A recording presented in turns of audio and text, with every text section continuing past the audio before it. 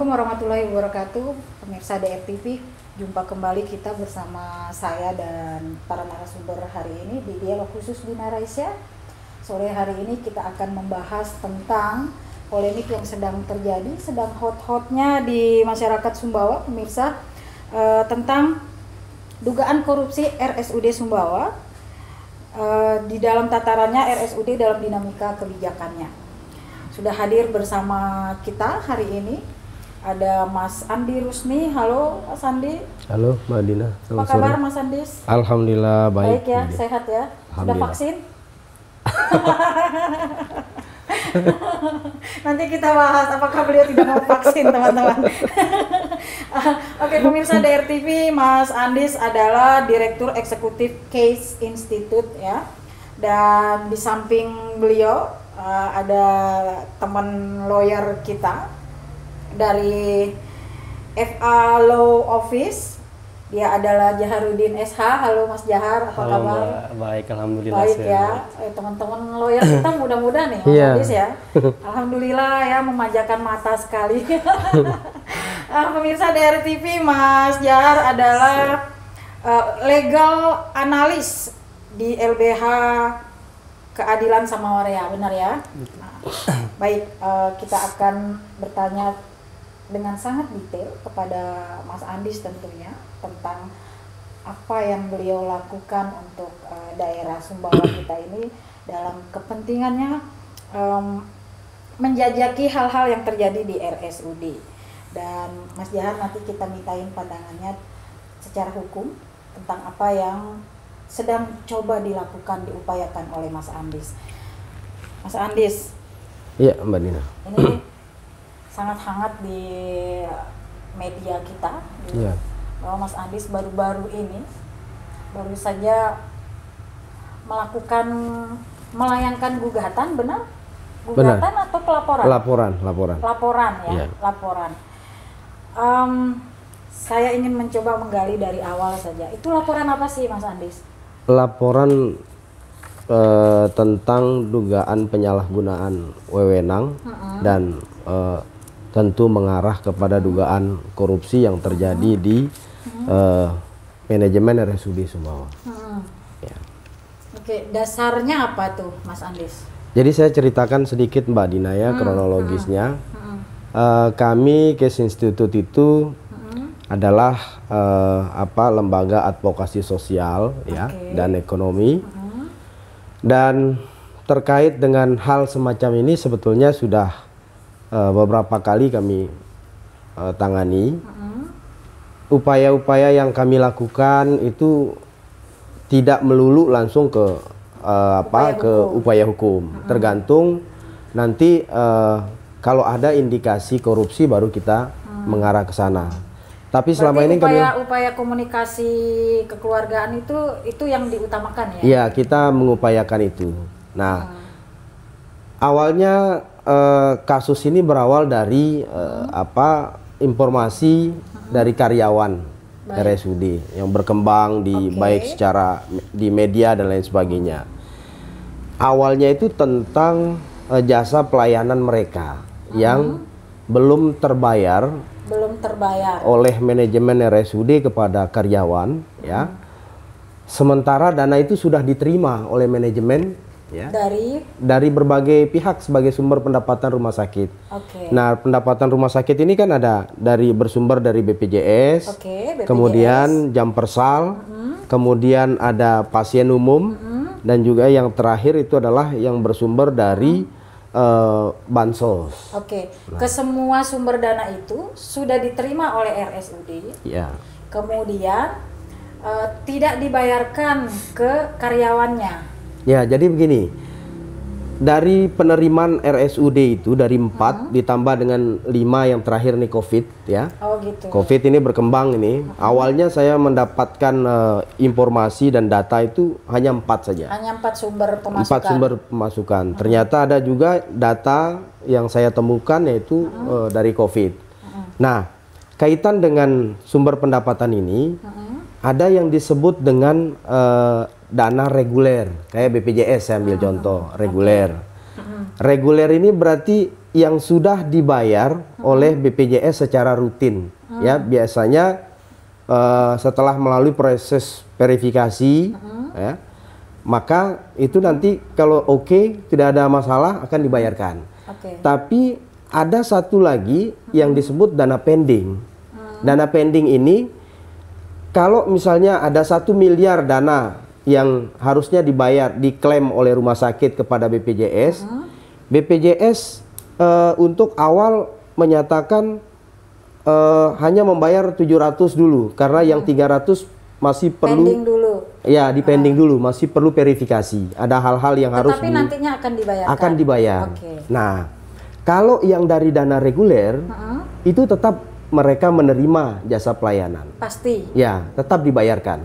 Karena kan di dalam ketentuan peraturan bupati maupun undang-undang itu bahwa 40% dari dana yang pasien BPJS itu digunakan sebagai jasa pelayanan.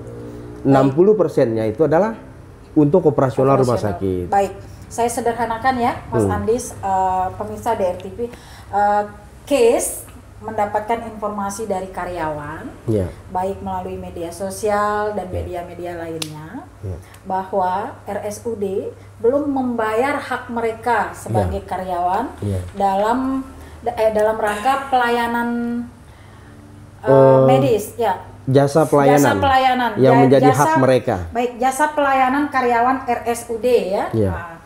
Nah, case menemukan bahwa ada 4 sumber pendapatan dari RSUD dan itu sangat tidak mungkin bagi RSUD untuk tidak mampu membayar jasa pelayanan yang dilakukan oleh karyawannya. Mas Andis, berapa lama RSUD tidak membayar jasa pelayanan karyawannya? Kalau data yang kami punya ini sejak 2017 sampai dengan 2021. Dari mana Mas Andis dapat datanya? Saya coba lakukan investigasi ya dari berbagai pihak ya. Kita wawancara juga ya. Karena kami nanti minta ya datanya. Boleh. Oke. Pemirsa nanti akan akan tampil di layar ya. Iya. Oke. Jadi saya pun pada saat mencoba melakukan pendalaman dari pengaduan-pengaduan yang disampaikan itu tidak begitu saja menerima itu mentah-mentah. Timbul juga pertanyaan, ya, uang itu kemana? Ya, 40% dari 2017 awalnya saya terkesima juga. 2017 2021. Nah, ternyata itu siklusnya bulanan atau tahunan, Mas Andis? Ya, sebenarnya dana pending itu kalau saya lihat ya dari data yang ada itu baru terbayar yang 2017 itu awal Januari, tanggal 3 Januari 2020 baru terbayar. Oke, maksud saya haknya karyawan itu harusnya mereka terima setiap bulan atau siklusnya berapa lama gitu? Mestinya tiap bulan. Mestinya tiap bulan. Itu kan dana reguler kalau yang itu, yang tiap bulan itu. Semua karyawan? Ya. Semua? 700 karyawan itu menerima itu, tetapi nanti jumlahnya beda-beda. Oke. Ya. Nah, kalau dana pending itu tergantung kapan dananya cair.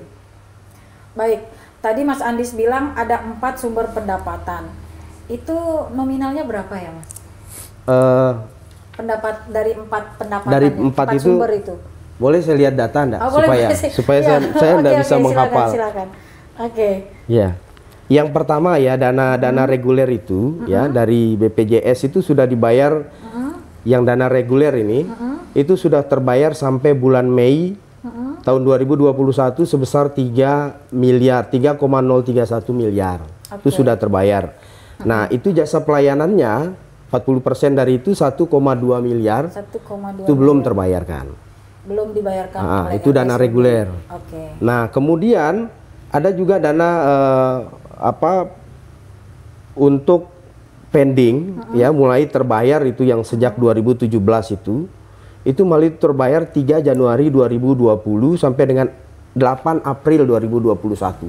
Itu dibayar bertahap. Ya. Kan mulai pendingan dana BPJS itu bulan Desember 2017. Nah, 2018 tidak terbayar, masih dipending.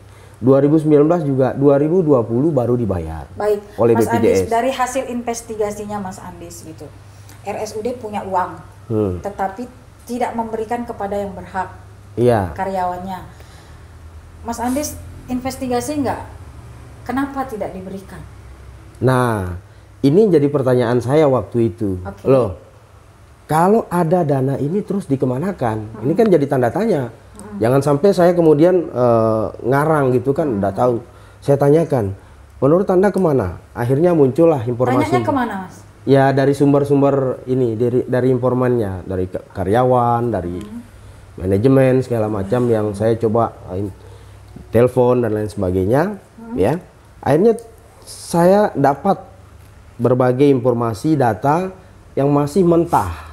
Awalnya masih mentah, kemudian kami coba analisa, kami kaji, kami petakan ini kemana, yang dana yang data yang ini larinya kemana, data yang ini larinya kemana.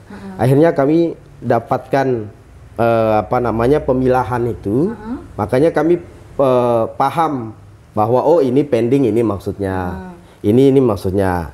Nah, kembali ke dana pending itu tadi, saya kira dalam hitungan kami totalnya itu termasuk diantaranya adalah jam persal tadi, pasien umum, dan juga pasien bansos, ya. Itu totalnya sekitar 6 miliar. 6 miliar. Hitungan kami. Yang pending. Ya, yang pending, yang tidak terbayar. Kalau BPJS itu dana pending. Kalau jam persal itu dia tiap tahun, akhir tahun biasa dibayar. Itu bulan November baru dibayar. Nah, untuk jam persal itu sudah dibayar pada tahun yang lalu 2020 kepada manajemen rumah sakit. Ya, sudah dibayar. Tetapi itu hak mereka, yang jadi hak mereka 40%-nya itu belum diberikan. Belum diberikan. Kalau pasien umum itu kan tiap bulan, tiap hari dia. Misalnya saya menggunakan jasa pelayanan rumah sakit. Ya. Kan saya harus bayar, enggak boleh saya pulang kalau enggak bayar kan? Iya, benar. Arti tiap bulan mereka harus dipilah ini. Dari total misalnya katakan 250 juta bulan itu, maka 40% dari 250 juta itu untuk pelayanan. Oh ya, kalau untuk ini pasien umum itu bukan 40%, 30% sesuai peraturan bupati. Dipilah, langsung diberikan kepada mereka.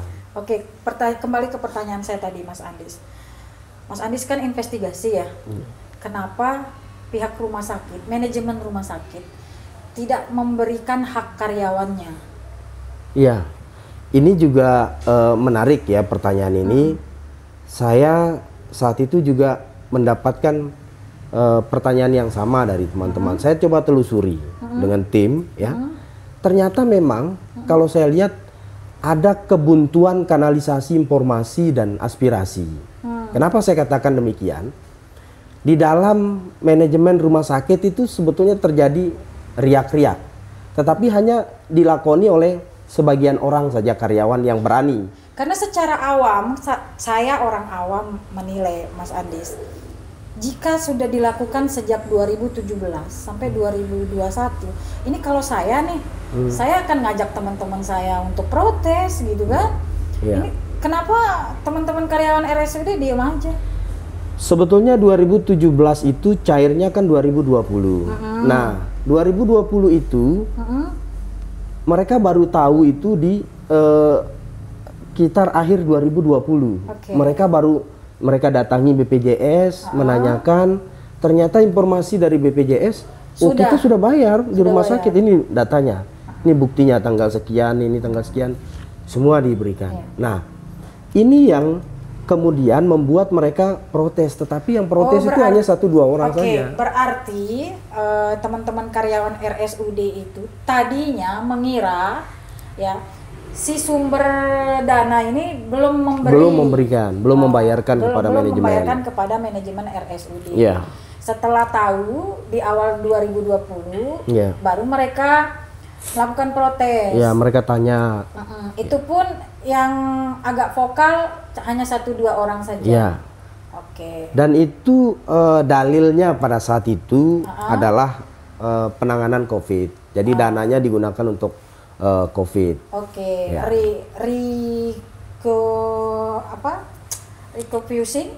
Recofusing ya. Iya betul. Recofusing. Baik, lanjut lagi bersama Mas Andis. Mas Andis, tadi ada kewajiban manajemen RSUD kepada karyawannya. Iya. Itu kalau di total sekitar berapa Mas Andis? Dari 2017 sampai 2021. Sekitar kalau di data saya itu 6.627.979.595 rupiah. Oke. Ya. Oke. Tadi Mas Andis menjelaskan berdasarkan dari investigasi itu. Ya. Itulah awal mula Case Institute menginvestigasi RSUD. Iya. Ya kan? Kemudian ada penemuan lain selain itu? Ya, itu yang saya sampaikan tadi, itu hanya yang baru yang bersumber dari dana pending BPJS. Oke. 40%-nya tadi 2,6 miliar. Kalau yang 6 itu total dana pending, 2,6 itu yang jadi hak karyawan. Okay. Nah, sumber yang kedua itu adalah jam persal. Jam persal ini Januari sampai dengan November 2020 itu sudah dibayarkan oleh Dinas Kesehatan Kabupaten Sumbawa ke RSUD. Itu nilainya 1,1 miliar.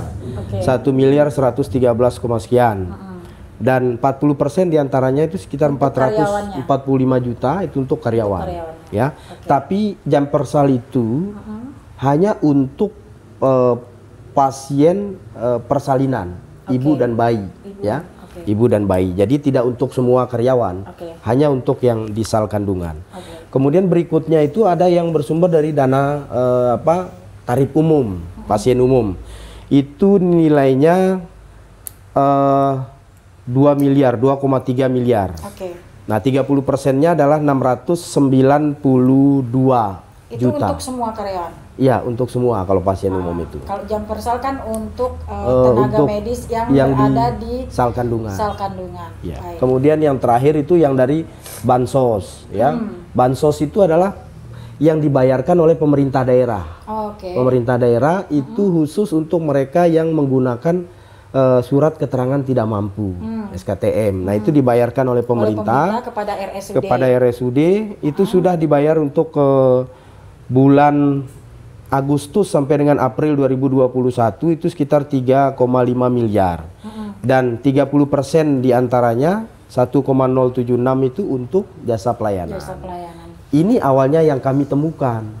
Kemudian ada temuan lain? Ternyata karena pertanyaan Mbak Dina tadi, lantas uangnya kemana? Ya. Kok begitu? Ya alasannya nggak dibayarin. Gitu, nah, begitu saya coba wawancarai lebih mendalam. Kemudian ternyata ada temuan lain soal utang. Nah, rumah sakit RSUD punya utang. Ya, rumah sakit kita punya utang, ya.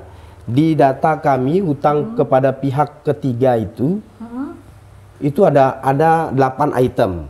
Obat-obatan itu di 17 perusahaan. Itu sekitar 8,9 miliar. Dan informasi dari mereka-mereka hasil investigasi itu sekarang tuh banyak perusahaan yang tidak mau memberikan utang lagi kepada rumah sakit. Karena rumah sakit belum membayar yang utang. Sebelumnya. Sehingga rumah sakit minjam ke sana kemari. 2 hari yang lalu minjam dana obat Dexa injeksi yang merupakan obat dasar di puskesmas itu dipinjam ke pihak lain. Itu kebutuhan dasar. Tidak ada. RSUD belum membayar hutang, kemudian perusahaan obat tidak mau memberi hutang lagi, kemudian RSUD melakukan upaya hutang lagi ke pihak lain. Iya, ke pihak perusahaan, tetapi pintu sudah tertutup. Bayar dulu utang sebelumnya. Itu ada 17 perusahaan, Mbak, di catatan kami. Kemudian ada juga utang bahan habis pakai dan laboratorium. Itu ada 22 perusahaan tempat berhutang. Ya, nilainya 4,5 miliar. Kemudian utang laboratorium, ya, ada 2 perusahaan. Yaitu nilainya tidak terlalu besar, 105 juta. Kemudian pemeliharaan kalibrasi. Baik pemirsa, nanti datanya akan tampil di layar. Anda bisa melihat semuanya. Kita akan mempercepat wawancara dengan Mas Andis. Mas Andis. Oke. Jadi total hutang RSUD berapa, Mas? Total hutang ya 26 miliar 308 juta 725.221 rupiah. Itu termasuk hutang kepada karyawan tadi. Oh, termasuk kepada karyawan tadi. Dan ini belum terbayarkan sampai sekarang. Menurut menurut hasil hearing kita kemarin itu sebagian sudah dibayarkan. Nah ini yang saya tidak tahu persis ya, sebelum sejauh itu bisa ini menelusuri. Apakah karena hutang ini kemudian manajemen RSUD mempending atau ya daripada saya mengatakan tidak memberikan hak karyawan, lebih baik kita berniat baik mempending mungkin bayar hutang dulu mungkin. Ya, ada juga informasi seperti itu dan kami juga menduga rumah sakit gali lubang tutup lubang. Ya, ketika dibayarkan utangnya, tetap mereka berutang kepada karyawannya. Gitu. Dan besaran utang kepada pihak ketiga itu jauh di atas dibandingkan dengan jasa pelayanan kepada karyawan. Baik, Mas Andis. Ini awal mula investigasi case institut kepada RSUD Sumbawa. Kemudian adalah temuan-temuan ini ya. Kemudian upaya yang dilakukan apa nih? Hearing ke DPRD? Nah, sebelum sampai ke tataran itu, Mbak Dina, mohon maaf sedikit saya sampaikan. Masih ada temuannya? Temuannya ada 4 ini, Mbak. Oh, masih ada. Jadi, kalau yang itu tadi, yang itu masalah jasa pelayanan dan utang, itu saya kategorikan bahwa rumah sakit ini sakit gitu. Manajemennya sedang sakit karena jumlah utang. Kalau dibandingkan dengan awal pembentukan rumah sakit sedang sakit, ya, BLUD ini, itu kita surplus loh Mbak, rumah sakit ini surplus. Kalau sekarang utangnya sangat besar. Nah, kalau kaitan dengan dugaan korupsi yang saya katakan, ini masuk di temuan ketiga dan keempat. Ya. Temuan ketiganya apa nih? Nah, temuan ketiga itu adalah soal pemberlakuan Peraturan Direktur Nomor 82 Tahun 2021 tentang pembagian jasa pelayanan pada RSUD Sumbawa yang diduga bertentangan dengan Permendagri 79 2018 tentang Badan Layanan Umum Daerah. Baik. Harusnya bagaimana? Nah, jadi di dalam peraturan direktur itu ya, di situ ada perubahan nomenklatur dari peraturan direktur yang tahun 2019. Di sana dikatakan bahwa kinerja direktur untuk jasa pelayanan dari kinerja direktur itu kinerja pimpinan katanya, pimpinan rumah sakit. Kalau pimpinan ini kan berarti lebih dari 1 orang. Ternyata pimpinan itu adalah direktur, kabak TU dengan 2 orang kabit. Nah, itu disebut pimpinan. Pimpinan. Ini 5%. 5%. Tetapi ini yang berdasarkan peraturan nomor 82. Kalau peraturan yang dulu itu ya, yang tahun 2019 itu mengatakan demikian. Tapi di peraturan yang terbaru itu bulan Mei yang lalu itu 5% itu khusus untuk direktur. Khusus untuk direktur saja. Ya. Sementara yang lain itu sesuai tetap 0,77, 0,75, 0,50. Seperti peraturan sebelumnya.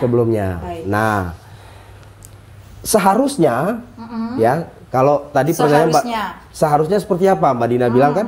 Seharusnya Perdir itu tidak dipakai dua-duanya. Karena apa? Saya tanya pada saat hearing. Harusnya pilih yang terbaru. Harusnya mengacu ke Permendagri. Nanti kita tanya Mas Jahar kalau itu. Ya.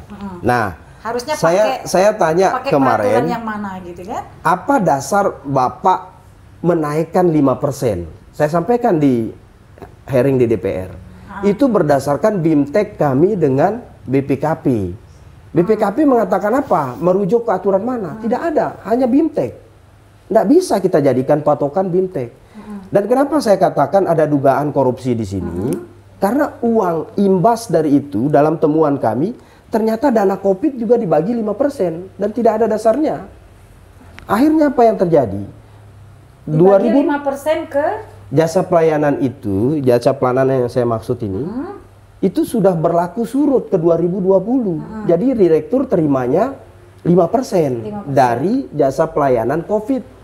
Ada datanya di kami. Tahun bulan Agustus 2020 ya, itu jomplang sekali. Berarti menurut case institut, direktur nggak boleh begitu? Nggak boleh dong, kan ada peraturan yang lebih tinggi. Baik, boleh mic-nya dipasang. Terlalu semangat Mas. Oke, kita menuju ke temuan keempat terakhir ya. Iya, keempat ya. Nanti kita tanyain Mas Jahar ya, apakah direktur rumah sakit boleh seperti itu atau tidak? Apakah sudah benar yang dia lakukan 5% itu berdasarkan aturan yang lama atau harus pakai aturan baru aja? Kemudian apakah keputusan BIMTEK hasil BIMTEK ya? Hasil BIMTEK itu bisa dijadikan aturan atau tidak? Nanti kita mau ke Mas Jahar. Sekarang kita ke temuan terakhir. Ya, yang terakhir ini kan bersama dengan temuan ketiga dan keempat ini. Ya. Ini indikasi menurut Case Institute, Direktur RSUD diduga melakukan korupsi dan penyalahgunaan wewenang. Nah, yang keempat ini adalah ini kita bersama dengan FPPK ini, ya. Sama temuan kami, FPPK yang mengawali, kemudian kami juga dapat informasi itu bahwa ada perjanjian kerjasama antara Direktur Rumah Sakit dengan PT Gratia Jaya Mulia. Itu tentang operasional CT scan 128/. Nah, saya coba membaca, ya. Saya coba membaca aturan itu. Itu salah satu peralatan yang dihadirkan di Sumbawa, di RSUD. Di RSUD Sumbawa. Ya, saya tidak bicara soal manfaat karena kita semua tahulah manfaatnya. Tapi pastilah bermanfaat. Pasti bermanfaat. Cuma ada sisi lain yang menurut kami lagi-lagi ini pembangkangan terhadap aturan yang lebih tinggi. Jadi di dalam Permendagri tersebut ya, yang 79/2018 di pasal 91 ayat 6 dikatakan bahwa perjanjian kerjasama dengan pihak lain harus dengan peraturan kepala daerah. Nah, ternyata ketika tidak boleh direktur RSUD melakukan sendiri. Tidak boleh, harus ada dasarnya, yaitu peraturan kepala daerah itu. Nah, ternyata peraturan kepala daerah baru saja keluar tahun 2021. Sementara perjanjian kerjasama itu berlangsung pada tahun 2020. Dan ironisnya ya, ini di pasal 5 ayat 1 berbunyi, perjanjian ini dilaksanakan dalam jangka waktu 15 tahun terhitung di operasional pesawat ini. 15 tahun ya, akan dapat diperpanjang dan dapat dilakukan peninjauan kembali sebelum perjanjian kerjasama ini berakhir sesuai kebutuhan. Kemudian di pasal 5 ayat 3 berbunyi, alat CT scan ini tetap menjadi milik pihak kedua. Ya. Nah, itu. Kemudian pasal yang berikut dikatakan ya, pasal 8 ayat 7. Ini soal kewajiban pihak ke-1 rumah sakit harus atau wajib menyediakan pemeriksaan 15 pemeriksaan per hari. Manakala itu kurang dari 15 maka harus ditutupi oleh rumah sakit. Jadi kalau 15 per hari dikalikan 24 hari per bulan, 24 hari kerja, itu hitungan kami 360 pemeriksaan. Nah, tapi fakta yang ditemukan oleh teman-teman FPPK ya dan kami itu ada tren kenaikan, tetapi jauh sekali. Bulan pertama itu hanya ada 3, bulan kedua sekitar 5, bulan berikut 6, ya sampai dengan ini 6. Jadi kita nomboknya sangat besar. Tapi direktur begitu jumawa mengatakan bahwa semua rumah sakit dari Bima, Dompu, KSB, RSMA itu CT scan ke kami. Logikanya kalau CT scan ke Sumbawa semua, mestinya jangan 6 dong. Ya, mestinya sudah lebih dari 20. Tapi faktanya sampai sekarang masih nombok terus gitu loh. Sampai kapan? Yang jadi masalah kenapa tidak analisis dulu gitu loh. Nah, kemudian satu lagi, mohon maaf Madin, itu di pasal 12 ayat 1 huruf E. Ini yang juga lebih fatal. Kenapa saya katakan demikian? Pasal di situ mengatakan pihak ke-1 menjamin walaupun terjadi perubahan direktur RSUD Sumbawa, maka hal tersebut tidak akan membatalkan perjanjian ini dengan alasan apapun. Kok berani sekali direktur itu menjamin 15 tahun, tidak boleh diapa-apain. Kalau rumah sakit merugi terus gimana? Ya kan? Nah, inilah yang kemudian menurut kami ini mengarah kepada dugaan korupsi tadi, sehingga dan penyalahgunaan wewenang. Penyalahgunaan wewenang. Kalau berhenti pada dua hal temuan pertama, kami negosiasi saja, selesaikan. Cukup selesaikan saja. Kapan kira-kira berani dibayar? Dan itu sudah ada komitmen membayar dalam bulan ini. Kita tunggu, ya. Kemudian hutang, sudah ada komitmen untuk mencicil. Tapi penyalahgunaan wewenang ini kan tidak bisa dibiarkan. Dan yang berikut yang kami anggap sebagai korupsi adalah ini. Di antara utang tadi ada pembelian alat namanya DRX Asken System atau analog CMT.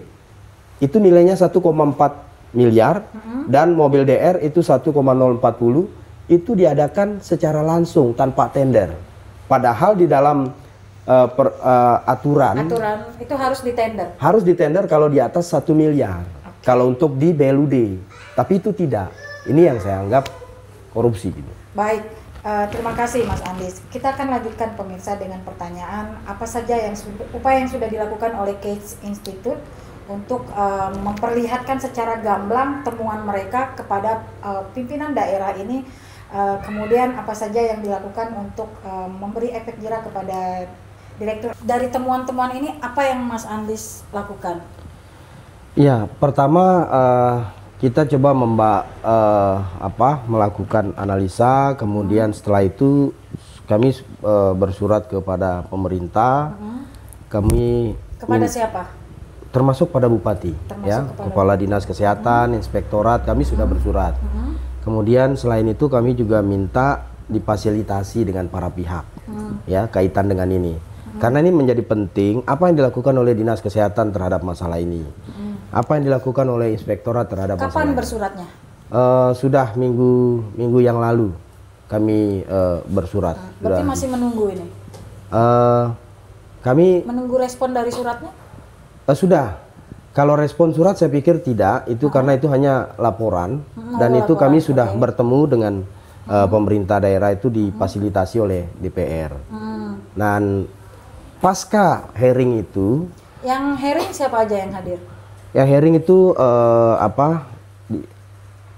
Kepala PLT, Kepala Dinas Kesehatan, kemudian beliau sekaligus menjabat sebagai staf ahli bidang hukum, ya Pak Ketut, kemudian Inspektorat, ya ada perwakilan, kemudian ada Kabak Hukum, kemudian juga Dewan Pengawas, ya hadir juga, kemudian Direktur Rumah Sakit beserta segenap jajaran kepala ruangan dan lain sebagainya, kemudian dari pihak kami, yaitu dari FPPK Pulau Sumbawa dan juga Case Institute. DPR-nya? DPR Komisi 4. Komisi 4, semua hadir? Tidak semua hadir ya. Ada Pak Ahmadul Kusasi, ada juga ada? Ketua komisi diwakili oleh Wakil Ketua Pak Syahrul. Baik. Ya. Baik. Kemudian upaya berikutnya apa? Nah, pada saat kami menyampaikan hal ini, yang pertama tadi saya sampaikan ada komitmen membayar, baik jasa pelayanan maupun utang. Tapi kaitan dengan komitmennya lisan, Mas Andis? Ya, disampaikan secara lisan, tidak secara tertulis. Didengarkan oleh kita semua bahwa akan dibayarkan jasa pelayanan itu di bulan ini. Kalau bisa dibayarkan sebelum Lebaran Idul Adha ini. Ya. Nah, kalau kaitan dengan utang itu akan dicicil. Nah, cuma kaitan dengan dugaan korupsi itu yang saya sampaikan itu, saya tidak mendengar bantahan. Karena saya waktu itu keras mengatakan ada dugaan korupsi di sini kaitan dengan alat. Kalau memang alat itu tidak ditender, tetapi diadakan sendiri. Mas Andis tidak mendengar bantahan, harusnya bantahan dari siapa? Harusnya bantahan dari direktur. Saya katakan kalau memang direktur atau manajemen rumah sakit mengadakan alat ini secara tender, mana dokumennya? Apakah ini masuk ke LPSE atau tidak? Ternyata tidak, dialihkan pembicaraan ke hal yang lain. Nah, bahkan di pasca itu saya lihat di media ada bantahan dari direktur rumah sakit kaitan dengan temuan kami. Nah, kalau sudah seperti itu, kesimpulan kami ya sudah, kalau memang dibantah maka biarlah aparat penegak hukum yang membuktikan bahwa apa yang kami sampaikan benar atau tidak. Makanya sebentar Mas Andis, tanpa tender kemudian yang mengerjakan siapa? Nah, ini yang kami belum tahu. Karena barangnya sudah ada kan? Barangnya sudah ada barangnya. Itu masuk sebagai bagian dari yang dihutang. Itu belum lunas itu. Oh, ya. Oke. Ya. Kemudian Case Institute melakukan pelaporan ke kejaksaan. Kejaksaan. Ya, kami Kapan? tembuskan. Kemarin, semestinya hari Selasa kemarin. Tapi karena janji bertemu dengan pihak kejaksaan itu baru bisa hari Kamis karena memang ada sidang. Kemarin baru kami bisa melaporkan. Dan laporan kami sudah kami tembuskan ke Kejagung, ke Jati, ke KPK dan lain sebagainya. Diterima oleh siapa Mas Sandi di Kejaksaan Sumbawa? Kasih Intel, Anak Agung apa ya namanya, saya agak belum hafal karena panjang nama dia. Oke. Kemudian apa nih target berikutnya Case Institute? Iya, kami sekarang ini memantau perkembangan dari pembayaran utang jasa pelayanan kepada karyawan, ya. Ini kewajiban. Ya. Kalau kaitan tadi dengan kan sudah jelas mereka berkomitmen diupayakan sebelum Lebaran Haji, ya kan? Kemudian hutangnya dicicil. Ya. Kemudian tentang 2 poin terakhir, poin ketiga dan poin keempat tentang dugaan korupsinya, ya, itu masih abu-abu, ya kan? Karena tidak ada bantahan, kemudian tidak ada penjelasan siapa yang mengadakan, gitu kan? Padahal tidak tender, gitu kan? Kemudian Case Institute melakukan pelaporan ke kejaksaan, tembusan banyak lah tembusannya ya. Dan itu diharapkan bagaimana? Ya, kita harapkan hukum harus ditegakkan, ya. Karena apa? Kalau ini dibiarkan, maka siapapun nanti yang menjadi pejabat di daerah ini nanti bisa menggunakan kewenangan seenaknya. Padahal kita memegang jabatan tertentu di negara ini semuanya ada aturannya. Nah, direktur itu menurut kacamata kami ya, itu tidak mengindahkan aturan yang ada, termasuk Permendagri yang saya katakan.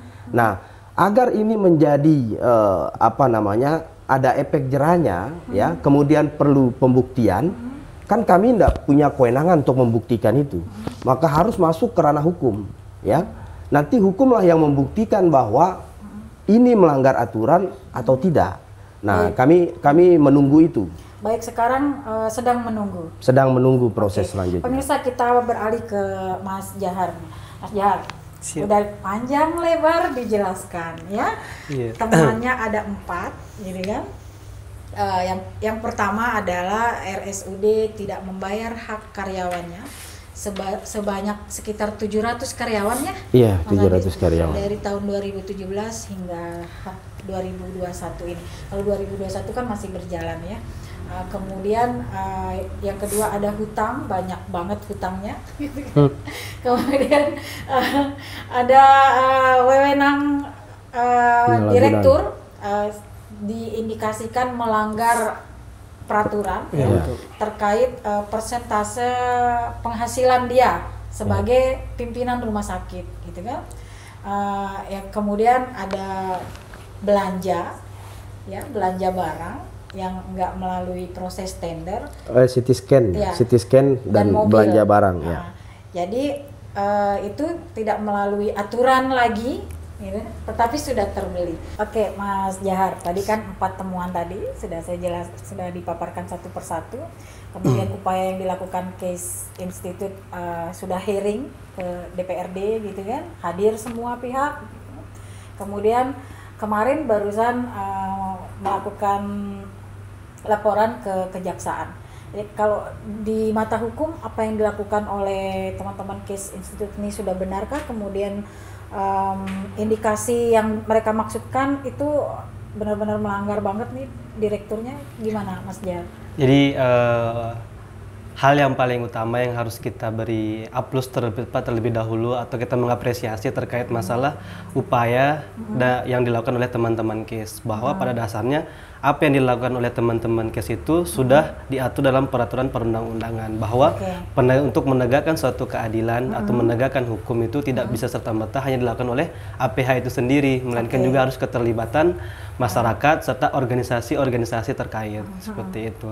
Jadi sebetulnya apa yang dilakukan oleh teman-teman Case ini adalah suatu penemuan yang bahkan ini sebetulnya sangat-sangat luar biasa ya kalau kita pikir, dan dari penemuan yang dikatakan tadi oleh teman-teman case itu ada 4 penemuannya, dan kalau kita kaji secara teori hukumnya kita mendapatkan 2 kejadian, ada 2 peristiwa di sana di dalam penemuan teman-teman case, yang dimana yang pertama terkait masalah penyalahgunaan wewenang, dan dimana dalam hal ini termasuk dalam diskresi, bahwa diskresi teman-teman pemerintah ini bahkan diskresi yang dilakukan oleh teman-teman direktur yang ada di rumah sakit ini sebetulnya bagi Pak merumuskan kebijakannya itu seperti apa.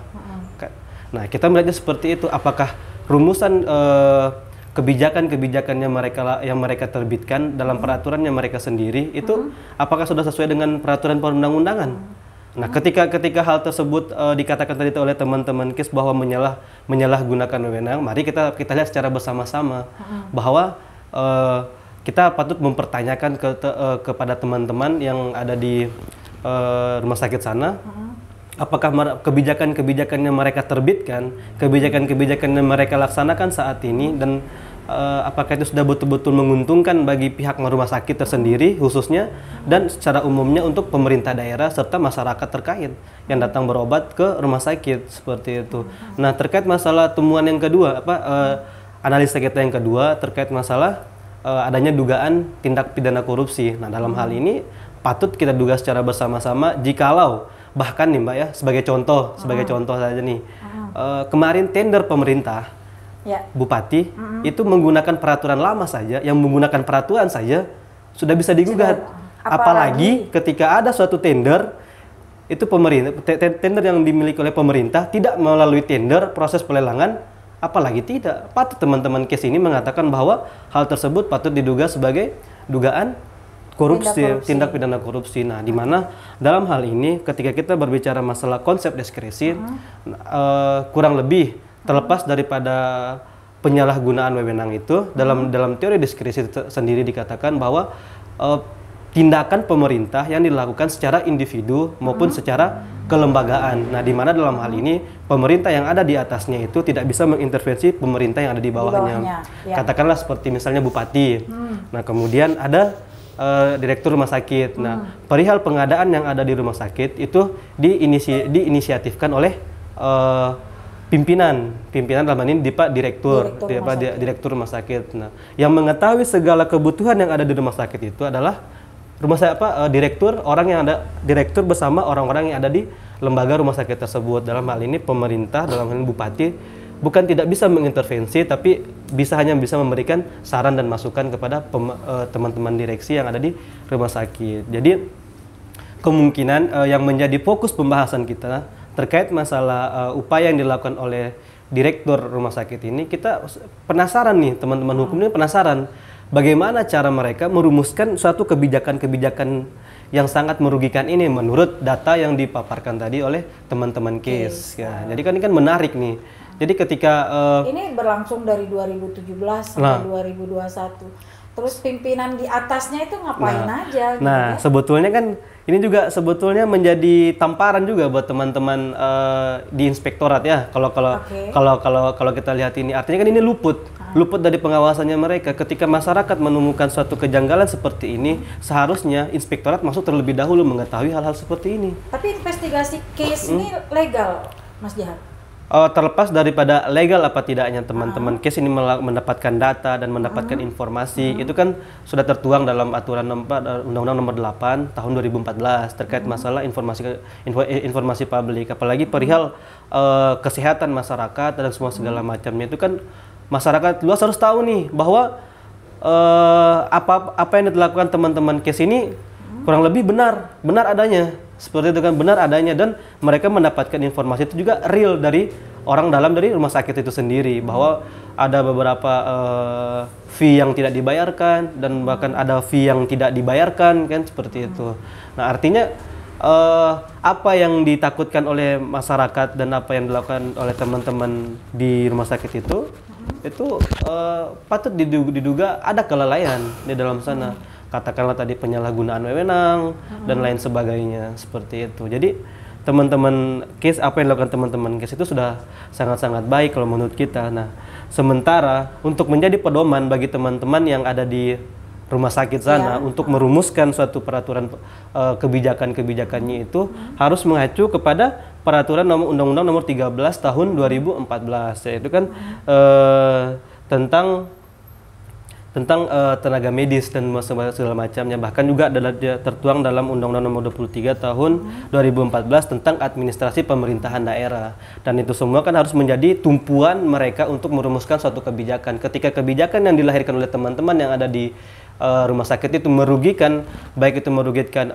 orang-orang yang ada di bawahnya, apalagi masyarakat sampai dirugikan, kita patut menduga apakah kita harus berdiam saja, apa kita harus berdiam kayak melihat kekacauan yang dilakukan oleh teman-teman direktur ini, ya gitu kan ya. Salah satunya kita apa yang dilakukan oleh teman-teman KIS dengan memasukkan laporan terkait masalah dugaan-dugaan yang mereka duga itu sudah sangat tepat kita rasa dalam hal ini. Cuma perlu juga kita kaji secara bersama. Teman-teman di rumah sakit mengambil suatu kebijakan, melakukan suatu dari kebijakan lahirlah eksekusi. Nah, ini yang kita sangat penasaran kan, kenapa teman-teman di rumah sakit sana berani merumuskan suatu kebijakan yang bertentangan dengan undang-undang kayak begitu.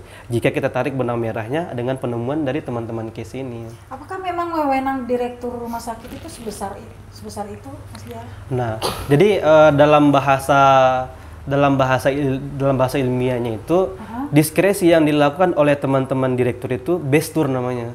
Jadi kewenangan secara sempit yang mereka gunakan seperti itu. Jadi kewenangan itulah yang mereka gunakan untuk melahirkan suatu kebijakan. Jadi mereka diberikan sedikit kewenangan dalam hal untuk merumuskan kebijakan. Mas Jar, gambaran saja kepada kita masyarakat awam. Jika tuntutan dari case institut kemudian dipenuhi oleh pengadilan, kejaksaan. Ya. Kan ini lapornya ke kejaksaan. Iya, betul. Kemudian nanti kemana larinya?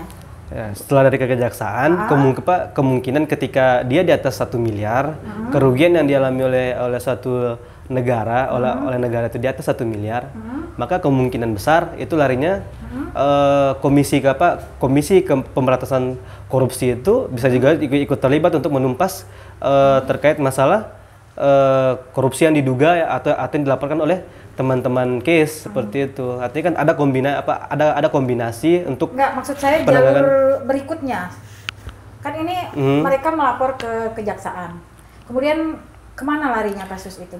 Ya pastinya ke pengadilan negeri. Ke pengadilan negeri dengan bekerjasama dengan pihak dari KPK untuk menumpas terkait masalah kerugian negara yang sangat besar ini seperti itu. Tapi dalam hal bisa dapat gambaran seandainya temuan yang dilaporkan oleh case kemudian ditentukan oleh pengadilan bahwa misalnya benar gitu,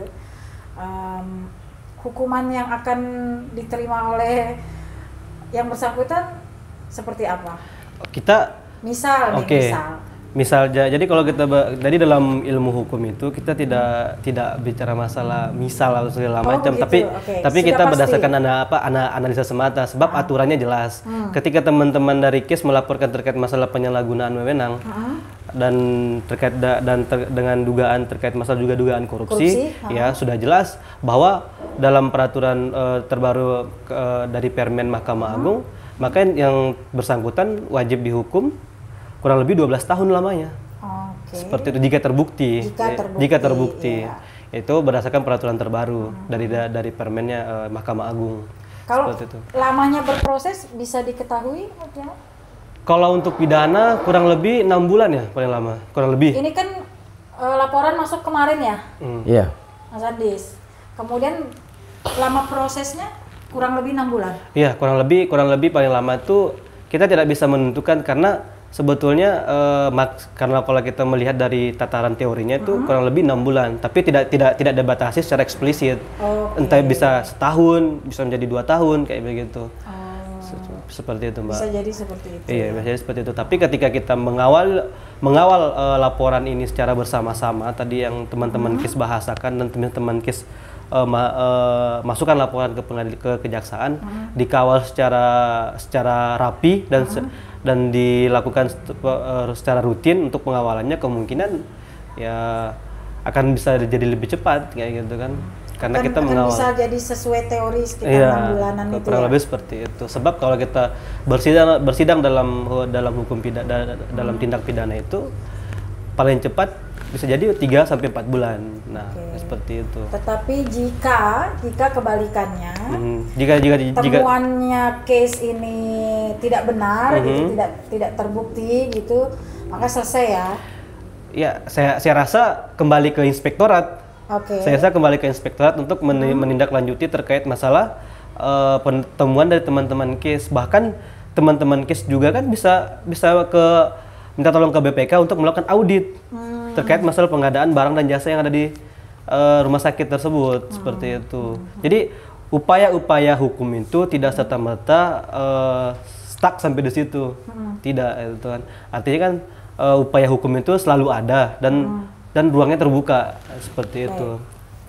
Baik, Mas Andis, Ya. tadi barusan dijelasin sama Mas Jahar, kalau dilakukan pengawalan dengan rapi, gitu kan, dengan rutin gitu, maka akan mungkin ada harapan ya bagi masyarakat, ada perubahan di RSUD Sumbawa gitu. Itu pun jika temuan Anda ini benar kan gitu, karena akan melalui proses yang sesuai kan gitu. Tapi komitmen dari case sendiri akan mengawal? Insya Allah kami begitu berniat saja untuk memasukkan ini laporan ini ke aparat penegak hukum. Tentu kami berkomitmen untuk mengawal terus proses ini. Karena apa ya? Kami ingin melihat bahwa hukum itu betul-betul ditegakkan. Kalau bahasa beberapa orang bijak mengatakan hukum harus menjadi panglima. Hukum harus tetap tegak sekalipun langit runtuh. Nah, kami berkomitmen ketika kami sudah melakukan investigasi, kami melakukan upaya-upaya lain seperti hearing misalnya, maka langkah hukum ini kami lakukan tentu harus juga kami kawal seterusnya. Nah, terus Mbak Dina, supaya ini ada juga yang chat ke saya mempertanyakan sisi ini.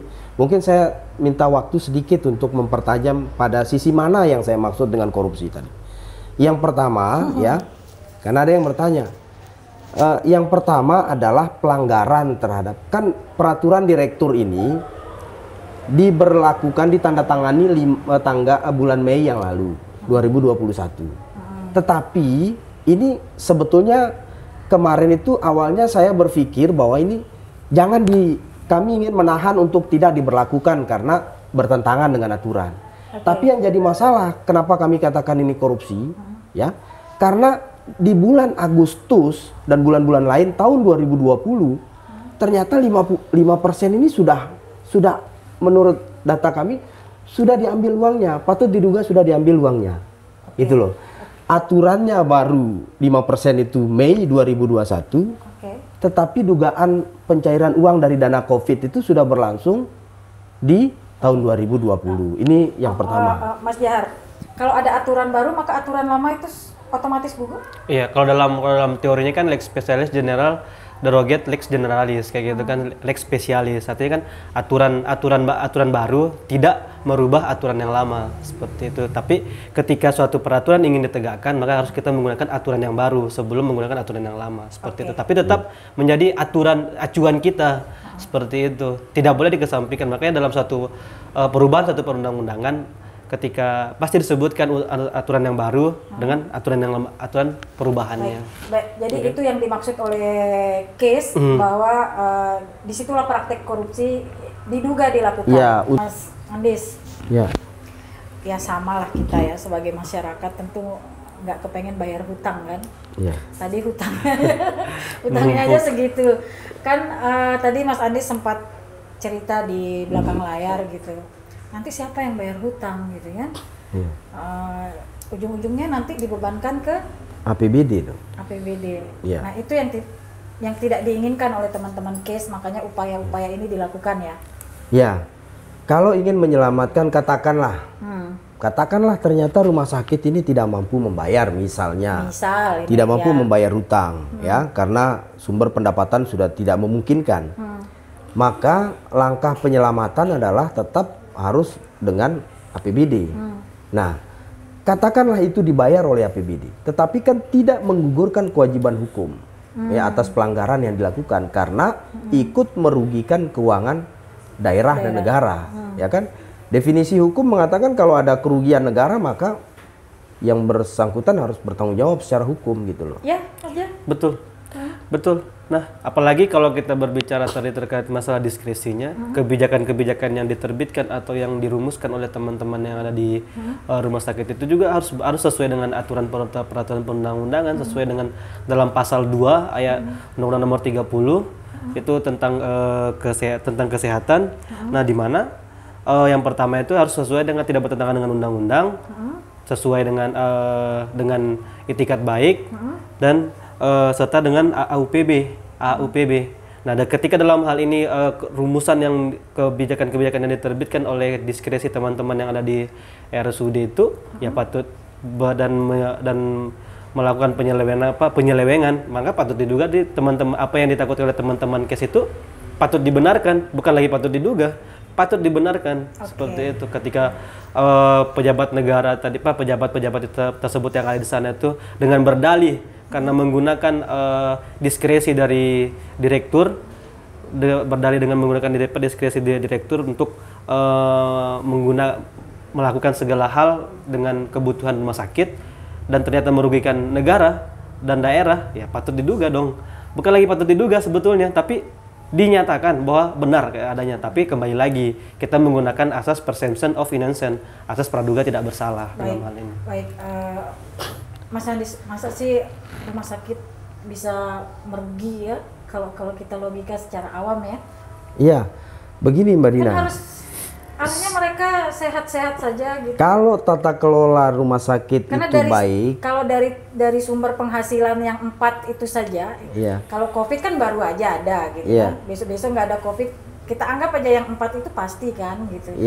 Jadi harusnya mereka punya stok uang yang bisa dipakai. Kalau menurut informasi yang saya dapatkan, ya entah benar apa salah nanti silakan aparat penegak hukum membuktikan bahwa direktur rumah sakit kadangkala dalam manajemennya itu tidak mengacu kepada perencanaan RBA yang sudah disusun, ya rencana bisnis dan anggaran rumah sakit.